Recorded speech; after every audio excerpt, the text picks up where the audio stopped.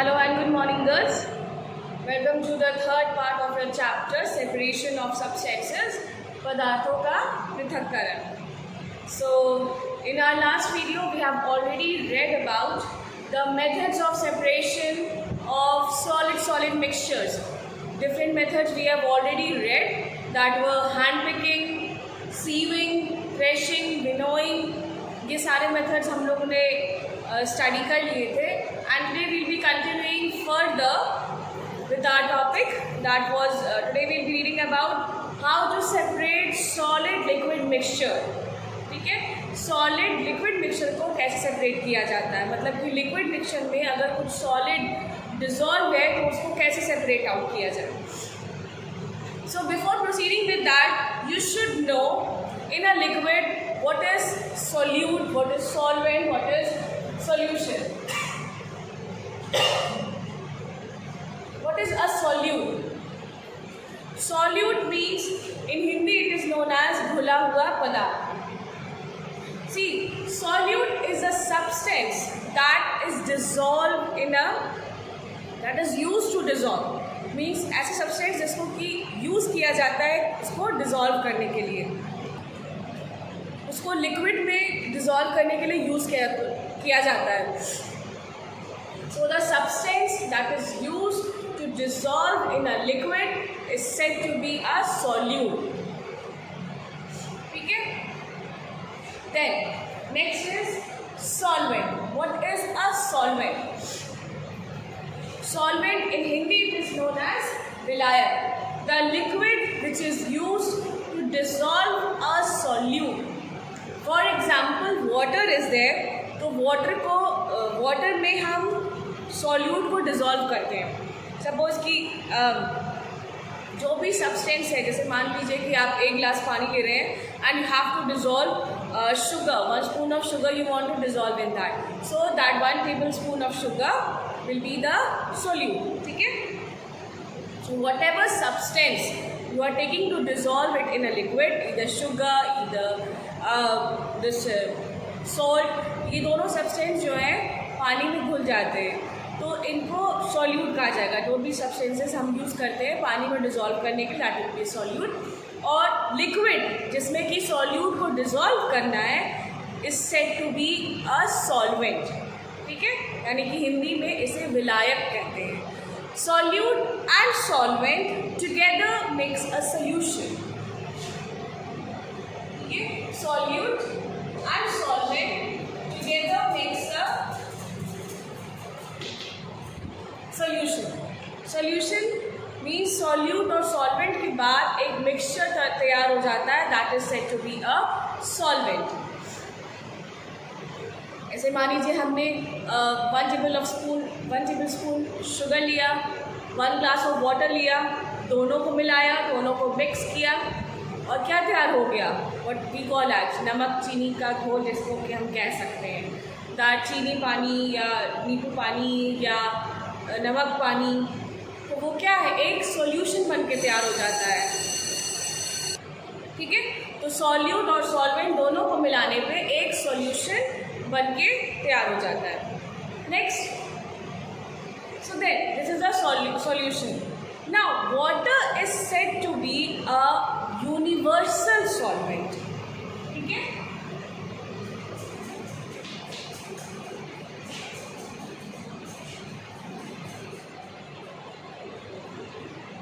Universal solvent. Universal solvent means सार्वभौमिक विलायक.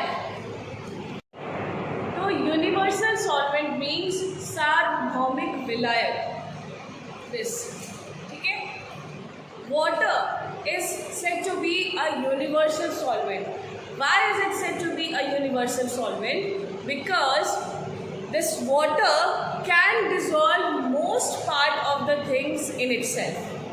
ठीक है, वाटर जो होता है बहुत सारी चीज़ों को अपने अंदर डिज़ोल्व करने की ताकत रखता है. ठीक है, अपनी क्षमता रखता है, अपनी ताकत रखता है, ये कह लीजिए. So that's why water is said to be an universal solvent. So इसीलिए उसको हम हिंदी में सार्वभौमिक विलायक भी कहते हैं. ठीक है, इसमें हम शुगर डिज़ोल्व कर सकते हैं, इसमें हम लेमन डिज़ोल्व कर सकते हैं, इसमें हम सॉल्ट डिज़ोल्व कर सकते हैं। और अगर आप समुद्र को ही देख लें तो समुद्र में ही अगर आप ऐसे एग्जाम्पल ले लें समुद्र का, तो उसके अंदर भी बहुत सारी चीज़ें हैं, ठीक है। इतनी असंख्य चीज़ें हैं वहाँ पर, मीन्स डिज़ोल्व पार्ट में भी या उसके अंदर में भी कह लीजिए, जिसकी कि कोई आप सोच भी नहीं सकते कि उसके अंदर कितनी सारी चीज़ें मौजूद हैं। तो that's why water is said to be an universal solvent, क्योंकि उसके अंदर बहुत ही सारी चीज़ें हम डिज़ोल्व कर सकते हैं, ठीक है। मगर एक गिलास पानी में उसकी क्षमता के अकॉर्डिंग डिज़ोल्व होगा। मगर जैसे कि अगर आप समुद्र की अगर हम बात कर रहे हैं या नदियों की ही बात कर रहे हैं, तो उसमें असंख्य चीज़ें पाई जाती हैं, ठीक है। तो that is why universal, it's said to be universal solvent. Now how to separate the solid liquid mixtures. See, the river water, in some places this river water is being sent to the cities for their use, ठीक है। तो ये that river water is not directly sent to the cities for their use. They are being purified, they are being treated, they are being purified, and then they are being sent to the cities for their uses. Because river water is means that is a clean water. क्यों? क्योंकि जो river है flow करती रहती है, ठीक है। So river water is said to be the pure water. But nowadays, due to the pollution, the river, as you all know, due to the increase in pollution, the river is also getting polluted. But in some places the river water is sent to the cities for the uses. Before they are being sent, they are being treated into several processes. 3-4 processes are there through which that river is being treated. What is the first process? Like this is a river, okay? So from that river huge pipelines are connected, ठीक है, और उनको एक tanks में उनको store कर दिया जाता है, ठीक है। The first tank means the first process which is involved for purifying the water is the first process that is said to be the sedimentation process.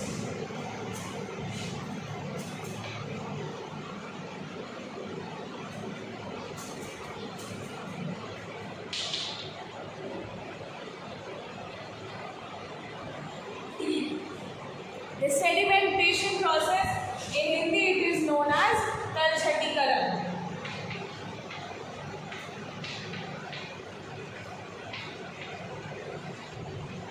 ठीक है, in Hindi it is known as talchatikaran. The sedimentation means when from the river with the pipes this water is being taken into the first tank. What happens there?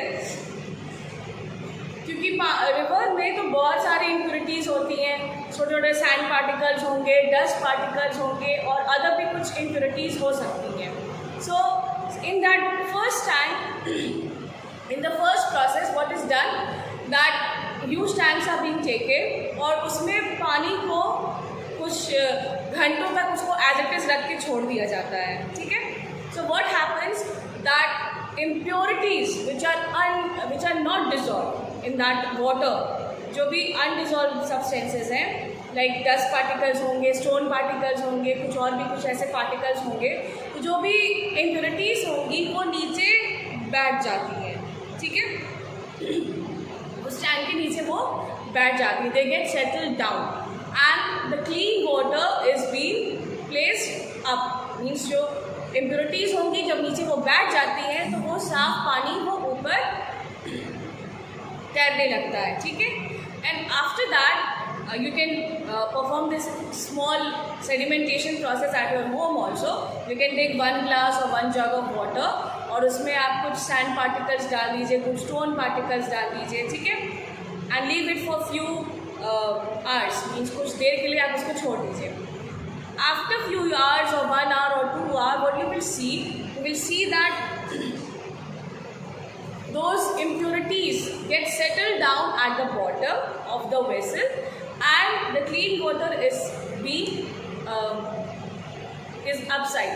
ठीक है, और that settling down of the impurities at the base is said to be a sedimentation. ठीक है, जो भी impurities नीचे बैठ जाती है किसी भी vessel के, तो that settling down of the impurities मतलब वो impurities का नीचे बैठ जाना, that process is said to be a sedimentation process. ठीक है, that first process. Next process है, यहाँ पे सारी इम्प्योरिटीज बैठ गई,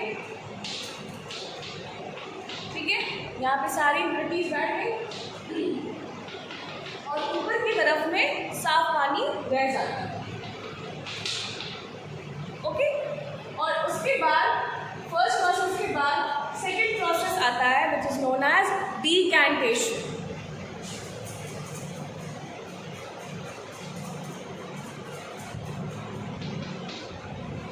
Decantation in Hindi it is known as nitharna. ठीक है, nitharna. In decantation, what is done? This pure water, it's not exactly as pure, but this clean water is taken into another tank. ठीक है, इसको next tank में transfer कर दिया जाता है. वो प्योर वाटर को, क्लीन वाटर को, not pure water, clean water को बिना डिस्टर्ब किए, ठीक है, उसको नेक्स्ट टैंक में ट्रांसफ़र कर दिया जाता है. ठीक है, अगर डिस्टर्ब करेंगे, ज़रा सा भी उसे हिलाएंगे तो जो इम्प्योरिटीज़ हैं वो फिर से वापस पानी में आ जाएंगी. So to avoid that, without disturbing, this clean water is taken into another tank. ठीक, and that taking off clean water into another tank, that separation of clean water from that is said to be a decantation process. ठीक है, जैसे मैंने अभी आपको बताया कि अगर आप खुद से करेंगे ये सेडिमेंटेशन वाला प्रोसेस अपने घर में, तो बिना इम्प्योरिटीज़ को डिस्टर्ब किए आप उस 1 ग्लास उस जग में से बिना इम्प्योरिटीज़ को डिस्टर्ब किए आप उस पानी को जब दूसरे वेसल में ले लेंगे तो taking out the water from that is said to be a decantation process. ठीक है, then in that second tank impurities तो काफ़ी हद तक सेटल हो गई यहाँ पे. ठीक है, then third process is being carried out. That third process is said to be loading process.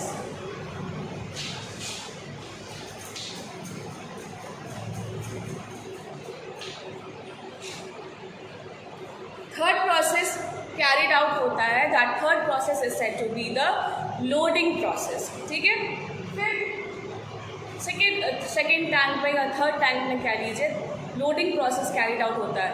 In that loading process what is done, alum. ठीक है, alum, what is alum?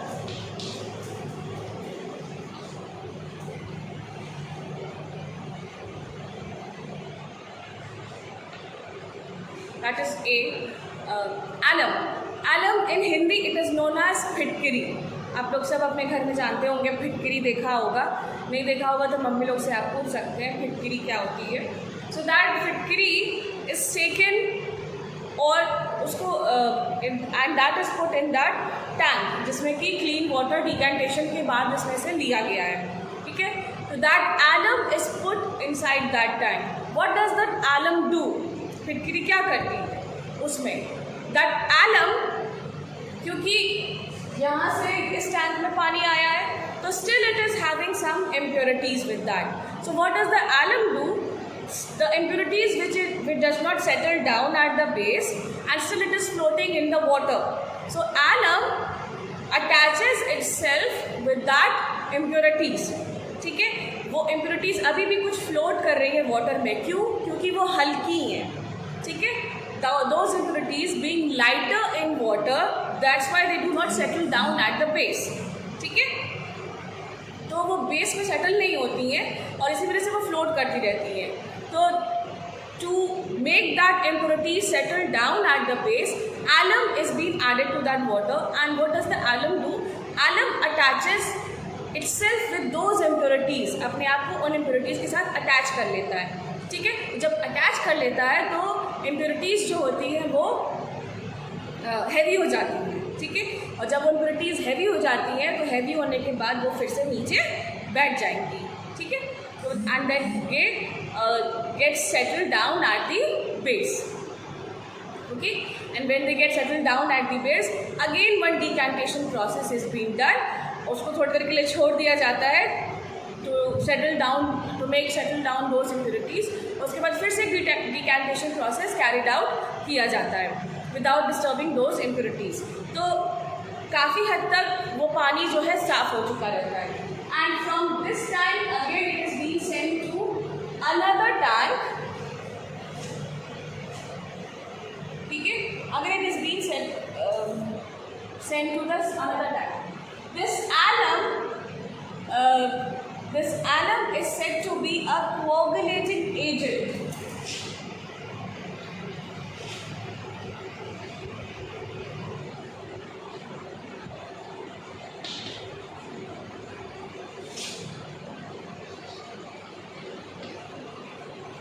Coagulating agent, COAGULATING,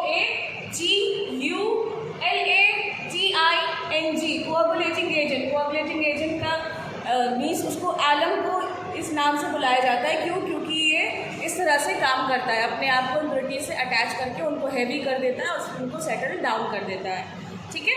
तो alum is said to be a coagulating agent. Then in that clean water is again sent to the next tank, और उस next tank में क्या होता है? उस नेक्स्ट टैंक में फिर फोर्थ प्रोसेस फिर से कैरिड आउट होता है, that is known as chlorination process, ठीक है।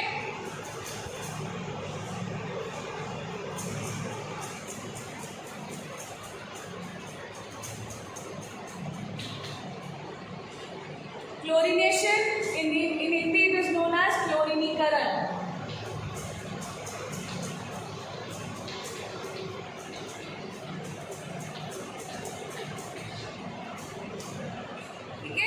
क्लोरीनीकरण, इसमें क्या होता है कि जब उसको नेक्स्ट टैंक में लेने के बाद still some impurities are being there, before that one more process is being done, that is filtration process, ठीक है।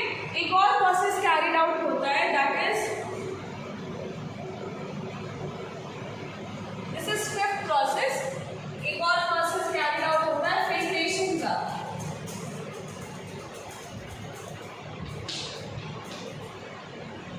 इन दैट फिल्ट्रेशन प्रोसेस, जैसे कि हम लोग अपने घरों में फिल्टर करते हैं और कॉफ़ी फिल्टर करी जाती है, वो क्या किया जाता है कि कुछ इम्प्योरिटीज़ जो उसमें डिज़ोल्व हो जाती हैं, एक पेपर होता है फिल्टर पेपर जिसको कहते हैं, केमिस्ट्री लैब में ये मिलता है, उससे क्या किया जाता है, सॉल्यूशन को पोर किया जाता है, ठीक है। जैसे कि आप एक फॉर एग्जांपल आप कह सकते हैं चाय की छन्नी आप इस्तेमाल करते होंगे, तो चाय की पत्ती को सेपरेट करने के लिए चाय में से उसको हम उसमें से डालते हैं, तो जो लिक्विड होती है वो नीचे चली जाती है और जो सॉलिड चाय की पत्ती और जो भी सब्सटेंसेस रह जाते हैं चाय छन्नी में रह जाते हैं। सेम प्रोसेस यूज़ होता है फिल्ट्रेशन में। एक फिल्टर पेपर होता है, उसको यूज़ किया जाता है, तो जो भी इम्प्योरिटीज़ अभी भी उसमें रह गई हैं पानी में, वो उस फिल्टर पेपर में रह जाती हैं और जो क्लीन वाटर होता है वो नीचे चला जाता है, ठीक है। फिल्ट्रेशन प्रोसेस भी कैरिड आउट होता है। लास्ट प्रोसेस होता है क्लोरीनेशन प्रोसेस, क्लोरीनीकरण का। उसमें क्या किया जाता है, क्लोरीन टैबलेट्स ली जाती हैं, ठीक है। उन क्लोरीन टैबलेट्स को पानी में डाल दिया जाता है, तो उससे क्या होता है, पानी पूरी तरह से साफ़ हो जाता है, ठीक है। और जब पानी पूरी तरह से साफ़ हो जाएगा, कोई भी रेसिड्यू उसमें नहीं रह जाता है, उसके बाद उनको पाइपलाइंस के थ्रू सिटीज़ में भेज दिया जाता है, ठीक है। तो क्लोरीन तो आप बहुत सारी जगहों पे यूज़ किया जाता है फॉर क्लीनिंग द वाटर, जैसे कि फॉर एग्ज़ाम्पल स्विमिंग पूल्स वगैरह में यूज़ किया जाता है। हमारे यहाँ पे वाटर पार्क है, अगर आप कभी वाटर पार्क गए होंगे तो वाटर पार्क में जब वाटर पार्क में जो भी पूल्स वगैरह बने हुए हैं वहाँ पर भी क्लोरीन का इस्तेमाल किया जाता था to clean the water. Swimming pools में भी ज़्यादा इस तरह इस्तेमाल किया जाता है to clean that water. Chlorine tablets होती हैं, क्लोरीन डाला जाता है टू प्योरीफाई दैट वाटर। ठीक है, so these are some processes और steps taken to separate the solid mixtures from the liquid, solid impurities from the liquid. So these are some methods which is used to separate the solid liquid mixtures. ठीक है, I hope you all are clear with this. So on our next term we'll be continuing with the topic separation of soluble solids from liquids. ये तो हमने देखा था कि liquids में से सॉलिड्स को कैसे सेपरेट आउट करते हैं जो कि इनसॉल्युबल सॉलिड्स होते हैं। मगर अब हम जो नेक्स्ट टॉपिक देखेंगे वो हम देखेंगे कि सॉल्युबल सॉलिड्स को लिक्विड्स में से कैसे सेपरेट आउट करना है। ठीक है, so by this I wrap up my video, we'll see you in the next video. Have a nice day, take care.